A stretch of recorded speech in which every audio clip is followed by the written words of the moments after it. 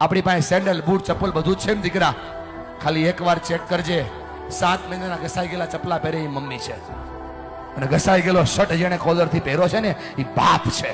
તમને ફરક પડે કે ના પડે, એમને ફરક પડે છે.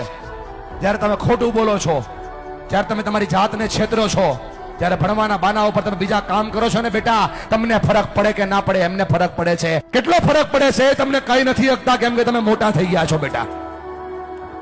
પણ તમે જ્યારે કઈ ડિમાન્ડ કરો છો ને, પપ્પા જોઈએ છીએ, તેની પાસે હોય નહીં તો એ દાંત કાઢીને જવાબ દે છે. તમે તો ખાલી માગી લ્યો છો કે ભાઈ પપ્પા જોઈએ છીએ, ત્યારે ખંભા ઉપર હાથ મૂકીને પૂછજો તો ખરા કે પપ્પા હું તો ખાલી માગી લઉં છું, તમે લાવો છો ક્યાંથી?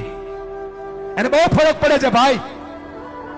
ફરી કઈ નથી શકતા, તું જુવાન થઈ ગયો ને એટલા માટે. અને જો મારા પર ભરોસો ન હોય તો ખાલી આંખોમાં ચેક કરીને કેટલો ફરક પડે છે.